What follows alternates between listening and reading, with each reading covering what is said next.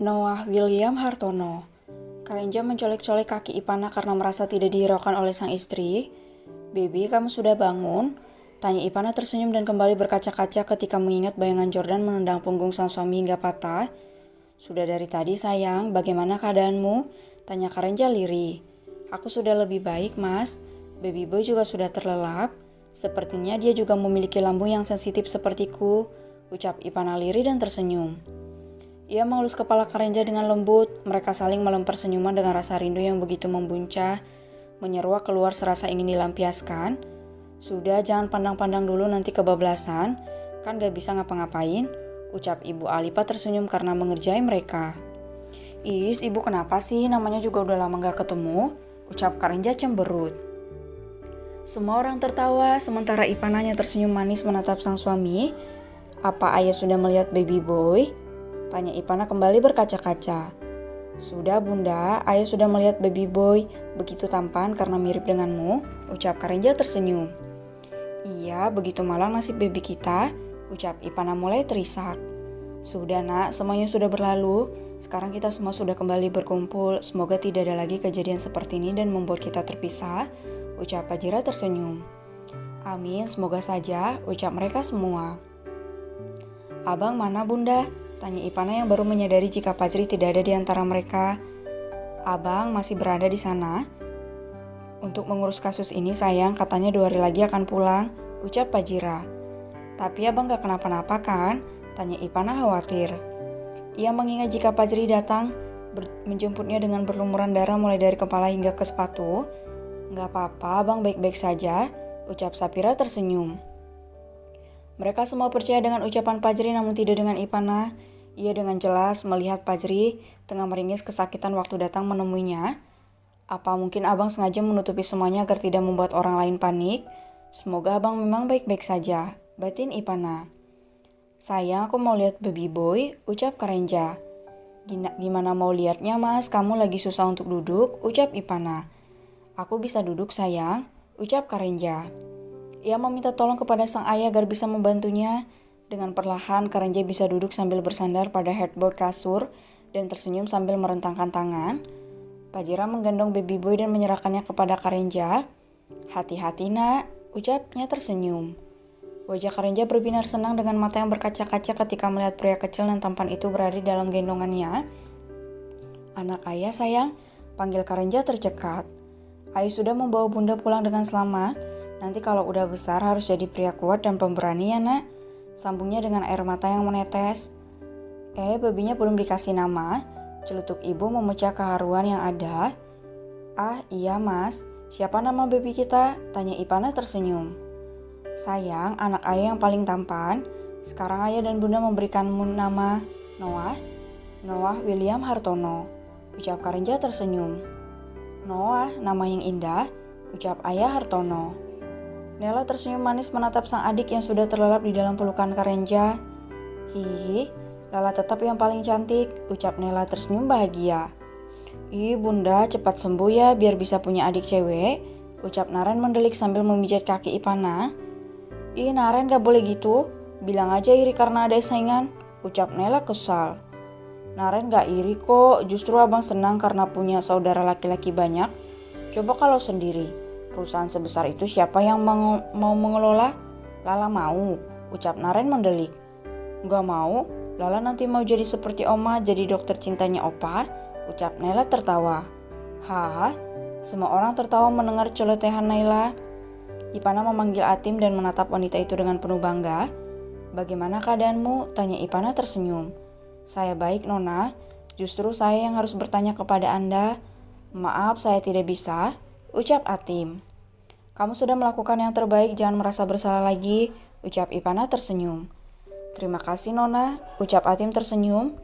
Gadis itu sudah saya beri pelajaran Nona," ucapnya lagi. "Oh ya, apa dia masih ada?" tanya Ipana. "Masih Nona, Tuan Fajri melarang saya," ucap Atim. "Nanti kita bahas, gak enak ada anak-anak," ucap Ipana. "Bunda, ada yang disembunyikan dari abang? Apa abang belum boleh tahu karena masih kecil?" tanya Naren lirih sambil menatap Ipana dengan lekat. "Iya sayang, ada hal yang boleh abang ketahui dan ada yang belum boleh," ucap Ipana tersenyum. Apa abang harus menunggu besar dulu baru bisa mengetahui semuanya? Tanya Naren. Iya sayang, sekarang yang penting abang dan kakak belajar dengan rajin, gak boleh ngeluh dan harus bersikap baik, agar nanti kalau besar bisa menjadi anak yang berguna dan menggantikan Dede ataupun Bunda nanti. Ucap Ipana tersenyum sambil mengelus kepala Naren dengan lembut. Iya bunda, abang akan selalu mengingat kata-kata bunda. Ucap Naren tersenyum dan memeluk Ipana. Noah sudah terlelap dan sesekali tersenyum, namun ia seperti tidak ingin lepas dari orang tuanya karena merasa begitu rindu, sehingga Ipana dengan pasrah memangku sang anak dan juga membaringkannya sesekali. Satu persatu orang mulai meninggalkan kamar untuk beristirahat, hanya tersisa Atim di dalam kamar. Bisa tolong kunci pintu sebentar mbak, ucap Ipana. Baik Nona, ucap Atim yang paham maksud Ipana. Bagaimana keadaan sebenarnya? Tanya Ipana serius. Chelsea sudah saya pukul hingga babak belur, namun hati saya masih belum puas Nona. Itu pun saya sudah susah untuk meminta izin, sementara Tuan Jordan kedua belah kakinya harus diamputasi karena Anda menembak tempat di bagian engselnya, ucap Atim. Apa abang terluka? Tanya Ipana. Maaf Nona, saya tidak boleh memberitahukannya, ucap Atim dengan wajah menyesal. Kini semuanya tengah diurus oleh Tuan Fajri Nona, sambungnya. Bagaimana hubunganmu dengan Brian? Saya bisa melepaskanmu untuk memulai hidup baru. Lupakan masa lalu dan capailah apapun yang kamu inginkan, ucap Ipana tersenyum. Saya belum memikirkannya Nona, izinkan saya untuk selalu berada di samping Anda, ucap Atim menunduk. Baiklah, saya tidak memaksa, tetapi jika kamu ingin lepas, pergilah. Rumah ini akan selalu terbuka untukmu, ucap Ipana tersenyum. Terima kasih Nona, ucap Atim. Terima kasih juga karena sudah mau bertaruh untuk menyelamatkan saya, ucap Ipana. Itu sudah menjadi tanggung jawab saya Nona, jangan berterima kasih, ucap Atim. Tidak, saya memang harus berterima kasih untuk itu. Kamu boleh meminta apa saja selama 1 hari ini, ucap Ipana. Atim termagu, apa ia salah dengar atau Ipana memang mengucapkannya? Apa Anda serius Nona? Tanya Atim. Serius, ucap Ipana. Ia mengambil black card dari dalam dompet dan menyerahkannya kepada Atim. Pergilah berbelanja semua keperluanmu, ucap Ipana tersenyum. Saya tidak membutuhkan itu, Nona, ucap Atim menolak. Apa yang kamu inginkan? Tanya Ipana. Maaf jika ini terdengar lancang Nona, tapi saya hanya ingin memeluk Anda sekali saja. Apa boleh? Tanya Atim. Ipana tersenyum, tentu saja, ucapnya sambil merentangkan tangan. Atim dengan ragu memeluk Ipana dengan lembut. Saya merasa begitu lega melihat Anda baik-baik saja, ucapnya meneteskan air mata. Saya baik-baik saja karena kamu selalu ada mbak, ucap Ipana mengelus lembut punggung Atim. Terima kasih banyak Nona, ucap Atim melepaskan pelukan Ipana yang terasa begitu nyaman. Sama-sama, ini peganglah, anggap saja bonus dari saya, ucap Ipana tersenyum. Baik Nona, terima kasih, ucap Atim menatap kartu itu.